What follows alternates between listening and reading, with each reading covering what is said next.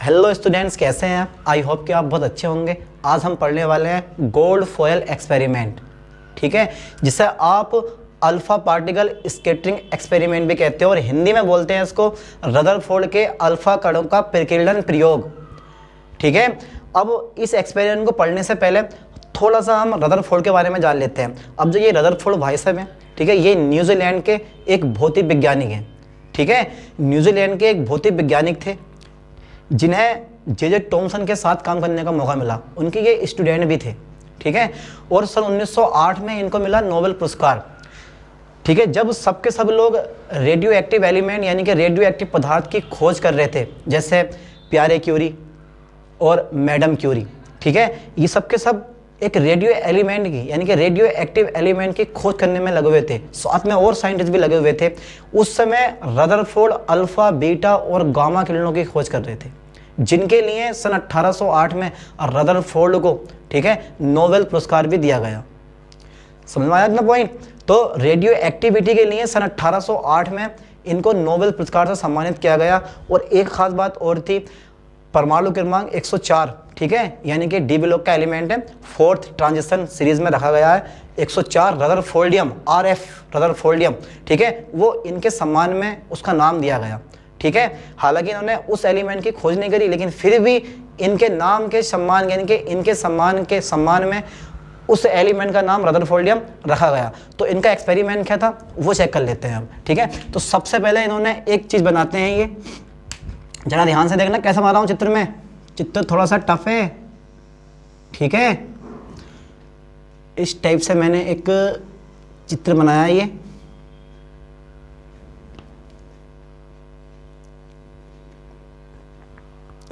इसको बोलते हैं हम जिंक सल्फाइड की स्क्रीन, ठीक है। थोड़ी सी बड़ी हो रही है स्क्रीन, छोटी कर देते हैं, लो। तो यह है जिंक सल्फाइड की स्क्रीन, ठीक है। अब ये जिंक सल्फाइड क्या होता है वो भी देख लेते हैं। तो क्या बोल दिया मैंने इसको, यह है जिंक सल्फाइड स्क्रीन, ठीक है, जिंक सल्फाइड स्क्रीन। अब इसके ठीक बीच में एक रखी होती है गोल्ड फॉयल, ठीक है, जिसको बोलते हैं हम सोने की पतली पन्नी। क्या बोलते हैं भाई? Gold foil. अब इसकी जो मोटाई होती है ना बहुत कम होती है, लगभग होती है 0.004 सेंटीमीटर, ठीक है। ये चेंज हो सकती है, तो 0.004 सेंटीमीटर, बहुत पतली हो गई है, ठीक है। क्या बोलते हैं इसको? हम गोल्ड फॉयल बोला जाता है इसको। और इस पे अल्फा कण डालने के लिए, ठीक है, एक बॉक्स होता है जिसको बोला जाता है लेड बॉक्स। क्या बोलते हैं इसको हम? लेड बॉक्स, जिसमें कोई भी रेडियो एक्टिव पदार्थ रखा होता है जिससे अल्फा कण बाहर निकलते हैं, ठीक है। तो यहां मैंने रख दिया रेडियम। क्या रख दिया मैंने यहां पर? रेडियम। क्या नाम है इस बेचारे का? Radium, radium. और ये सब पार्टिकल कौन से हैं हमारे? अल्फा पार्टिकल्स, अल्फा पार्टिकल, ठीक है। ये सब अल्फा पार्टिकल होते हैं। अब देखो जरा ध्यान से, तो जो रदरफोर्ड का एक्सपेरिमेंट था, उन्होंने अपने एक्सपेरिमेंट में सोने की पतली पन्नी ली जिसकी मोटाई कितनी है? 0.004 सेंटीमीटर। इस फॉयल के चारों ओर उन्होंने जिंक सल्फाइड की स्क्रीन ली। अगर कोई भी अल्फा कण यहां से प्रकीर्णित होता है यानी कि अपने मार्ग से विक्षेपित होता है, और जब इस पर टकराएगा यानी कि जिंक सल्फाइड स्क्रीन से जाकर टकराएगा, ठीक है, तो ग्लो उत्पन्न करता है। ग्लो मतलब चमक उत्पन्न करता है, ठीक है। कुछ अल्फा कण तो टकरा के वापस ही लौट जाते हैं इस टाइप से। ये भी अल्फा कण है, ये भी अल्फा कण है। मैं आपको पहले अल्फा कण के बारे में बता दूं कि अल्फा कण होता है क्या। तो अल्फा कण जो होता है वो हीलियम परमाणु का नाभिक होता है। अल्फा कण क्या होता है? हीलियम परमाणु का नाभिक होता है अल्फा कण। याद कर लेना ठीक से, अल्फा कण हीलियम परमाणु का नाभिक होता है। हीलियम परमाणु का नाभिक होता है, ठीक है, हीलियम परमाणु का नाभिक होता है, ठीक है। यानी कि 2He4 इस पे चार्ज कितना होता है अल्फा कण पर?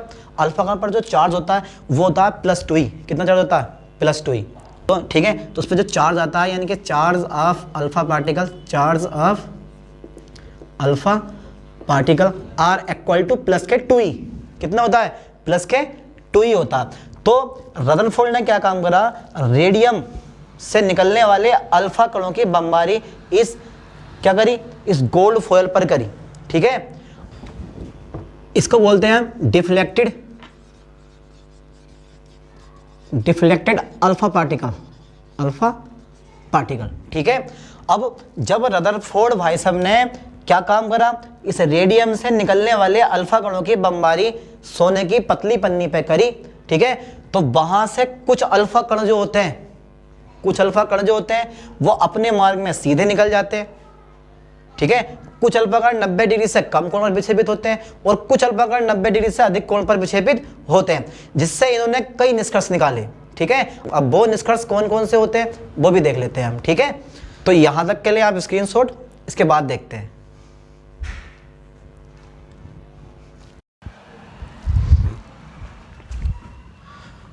ठीक है, समझ में आया। तो मैं इसके पहला पॉइंट लिखता हूं, देखो ध्यान से देखना जरा। पहला पॉइंट लिखता हूं मैं कि भाई रदरफोर्ड ने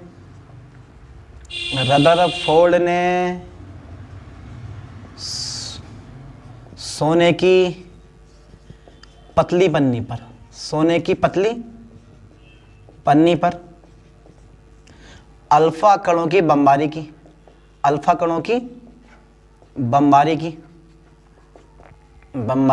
की और निम्नलिखित निष्कर्ष निकाले,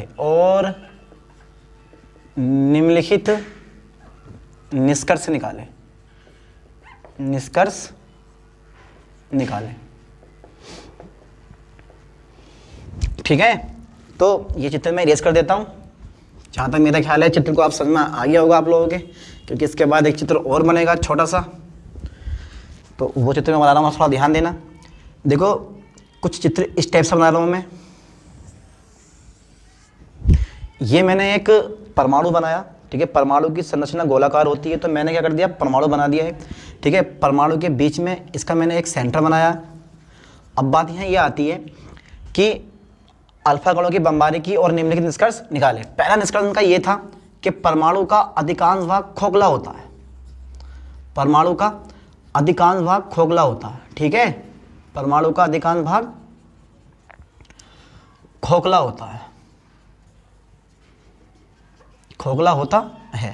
ठीक है। परमाणु का अधिकांश भाग कैसा होता है, खोखला होता है। तो चेक करते हैं एक बार कैसे पता चला कि परमाणु का अधिकांश भाग खोखला होता। तो सबसे पहला जो पार्टिकल था, यानी कि अधिकांश अल्फा कण जो होते हैं ये वाले, ठीक है, बिना विक्षेपित हुए, अधिकांश अल्फा कण बिना विक्षेपित हुए वो सीधे निकल जाते हैं, ठीक है। यानी कि ये डिफ्लेक्टेड नहीं होते, बिल्कुल सीधे निकल जाते हैं, जिससे ये प्रूफ होता है कि परमाणु का अधिकांश भाग खोखला होता है। समझ में आया कुछ? अधिकांश अल्फा कण अपने मार्ग से सीधे निकल जाते हैं, जिससे ये प्रूफ होता है कि परमाणु का अधिकांश भाग खोखला होता है। देखो हो गए। अब ये परमाणु होते कितने हैं? कितने परमाणु आपके बाहर जाते हैं? तो लगभग मैं अगर बात करूं तो 10,000 में से 14 परमाणु, यानी कि 0.14%, 10,000 में से, ठीक है, 0.14%, 10,000 में से 14 परमाणु क्या होते हैं, इस परमाणु को बिना विक्षेपित हुए सीधे निकल जाते हैं।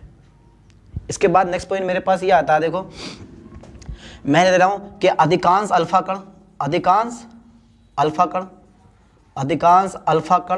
अपने मार्ग से बिना विचलित हुए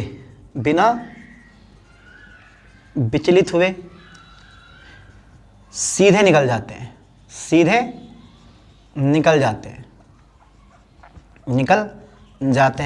ठीक है। जिससे यह सिद्ध होता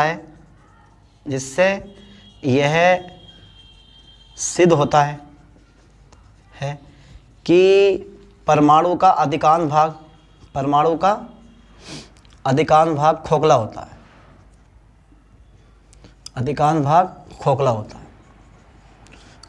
अब ये परमाणु लगभग होते कितने परसेंट है? तो मैंने क्या बताया आपको कि 0.14%, यानी कि 0.14%। इसका मतलब समझ में आ रहा है आपका? इसका मतलब समझ में ये आ रहा है कि कितने, 10,000 में से 14 परमाणु, 10,000 में से 14 परमाणु, यानी कि 10,000 में से 14 परमाणु, 14 परमाणु बिल्कुल अपने मार्ग में बिना विक्षेपित हुए सीधे निकल जाते हैं। ठीक है, इसके बाद नेक्स्ट पॉइंट मेरे पास ये आता है कि परमाणु का केंद्र जो होता है वो धनावेशित होता है। परमाणु का जो केंद्र होता है वो कैसा होता है, धनावेशित होता है। ठीक है, इसमें मैं पार्टिकल ले रहा हूँ +2 ही चार्ज है, इससे भी कितना चार्ज है +2 ही, क्योंकि ये अल्फा पार्टिकल है। ध्यान देना अल्फा पार्टिकल है ना, तो अगर मैं सेकंड नंबर लूँ इसका, तो सेकंड नंबर मेरे पास होता है इसका कि भाई परमाणु का जो केंद्र लिया है आपने, परमाणु का केंद्र धनावेशित होता है। परमाणु का केंद्र धनावेशित होता है। ठीक है, चलो इसको ही प्रूव करते हैं कि परमाणु का केंद्र धनावेशित होता है। देखो प्लस और प्लस में क्या होता है, रिपल्शन होता है। प्लस और अगर प्लस है यानी कि आवेश अगर समान है तो इनके बीच में रिपल्शन होता है, यानी कि प्रतिकर्षण होता है। वो कभी भी एक दूसरे के पास पास नहीं आते, हमेशा एक दूसरे से दूर दूर जाते हैं। ठीक है, अब अल्फा कण पर चार्ज कौन सा होता है, अल्फा कण पर प्लस चार्ज होता है भाई, तो ये दूर से कट लेता है, कट गया। ऐसे इधर से देखो ये भी दूर से कट लेता है, क्योंकि अल्फा कण पर पॉजिटिव चार्ज होता है, इससे भी प्लस, और ये भी क्या है हमारे पास +2 ही, और ये भी क्या है +2 ही। तो प्लस और प्लस, प्लस और प्लस के बीच में रिपल्शन होता। ठीक है, अगर इस पे नाभिक पे माइनस होता तो क्या होता कि अल्फा कण नाभिक से चिपक जाता तुरंत, क्योंकि प्लस माइनस में अट्रैक्शन हो जाता। लेकिन यहाँ क्या हो रहा है, यहाँ तो रिपल्शन हो रहा, तुरंत प्लस को देखते ही नाभिक के प्लस को देखते ही जो अल्फा कण है वो कट गया। ठीक है, तो कुछ अल्फा कण जो होते हैं वो 90 डिग्री से कम कोण पर विक्षेपित होते हैं। क्यों विक्षेपित हुआ, क्योंकि समान समान आवेशों के बीच में प्रतिकर्षण होता। ठीक है, तो +2 यानी कि कुछ अल्फा कण 90 डिग्री से कम कोण पर विक्षेपित होते हैं, जिससे ये प्रूफ होता है कि परमाणु का केंद्र धनावेशित होता। मैं यही लाइन लिखूंगा कि कुछ अल्फा कण जो होते हैं, कुछ अल्फा कण 90 डिग्री से कम कोण पर विक्षेपित होते हैं, कम कोण पर विक्षेपित होते हैं, जिससे यह सिद्ध होता है कि परमाणु का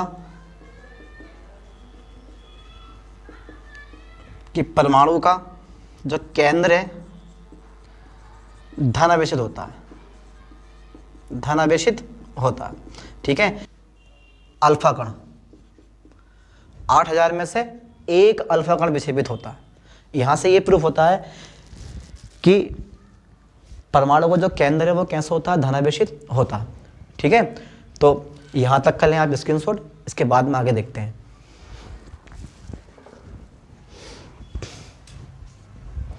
अब जो इसका थर्ड पॉइंट आता है वो आता है परमाणु का जो केंद्र होता है वो भारी यानी कि सघन और दृढ़ यानी कि रिजिड होता है। ठीक है, अब देखते हैं कैसे प्रूव करा होगा।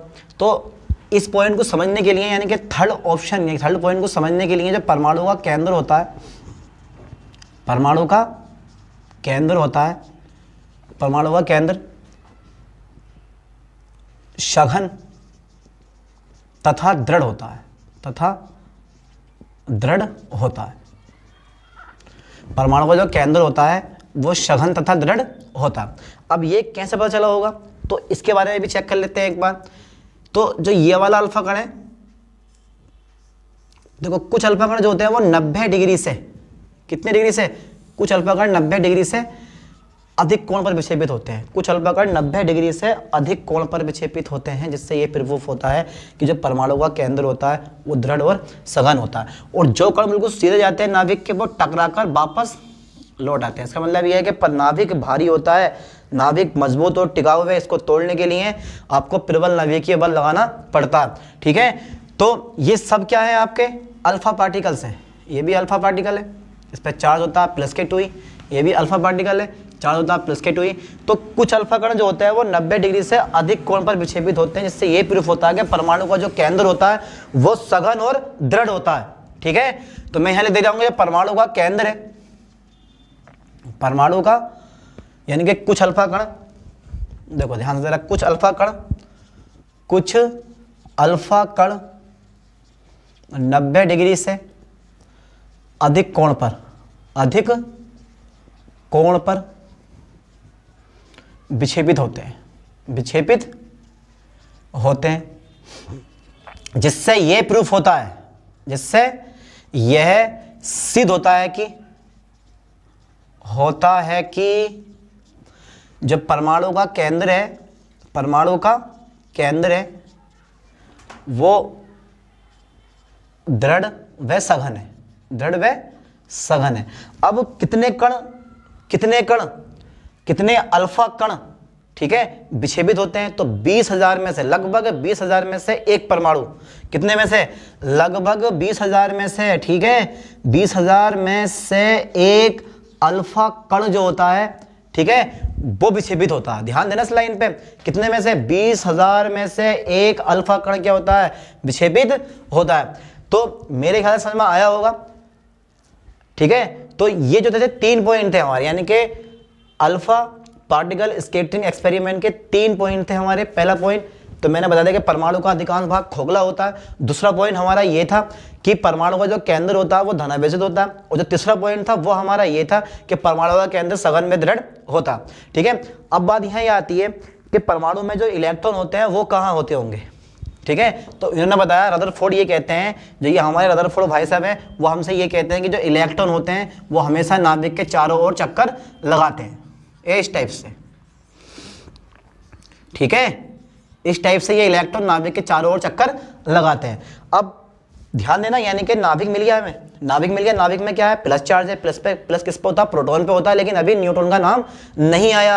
1886 में गोल्डस्टीन ने प्रोटॉन की खोज कर चुके हैं, तो यहाँ प्रोटॉन का नाम आ चुका है। तो नाभिक पे चार्ज कौन सा होता है? पॉजिटिव चार्ज होता है, यानी कि नाभिक में क्या होता है? प्रोटॉन होते हैं। अभी न्यूट्रॉन का नाम नहीं आया। क्यों नहीं आया? क्योंकि न्यूट्रॉन जो होते हैं, जो न्यूट्रॉन की खोज हुई है वो सन 1932 में हुई है, ठीक है। और ये मॉडल कब का है? 1911 का। कब का मॉडल है ये वाला? 1911 का। यानी कि इस मॉडल में पता चलता है कि भाई परमाणु का जो केंद्र होता है, ये परमाणु का केंद्र है, नाभिक जिसे बोलते हो आप, उसकी खोज किसने करी है? रदरफोर्ड ने करी है, ठीक है। तो नाभिक की खोज किसने करी? रदरफोर्ड ने करी है, ठीक है। और नाभिक में होता क्या है भाई? धनावेश, नाभिक में धनावेश होता है, नाभिक पर धनावेश होता है। और धनावेश को हम क्या बोलते हैं? प्रोटॉन बोलते हैं, ठीक है। तो नाभिक में क्या होते हैं? प्रोटॉन होते हैं। नाभिक में क्या होते हैं? प्रोटॉन होते हैं। अभी न्यूट्रॉन नहीं आया है। न्यूट्रॉन कब आता है? न्यूट्रॉन आता है 1932 में। फिलहाल तो ये नाभिक है और रदरफोर्ड ने नाभिक की खोज की है, ठीक है। इसके बाद में देखो, तो इलेक्ट्रॉन जो होते हैं वो नाभिक के चारों ओर एक वृत्ताकार पथ पर मूव करते हैं लगातार, ठीक है। अब नेक्स्ट पॉइंट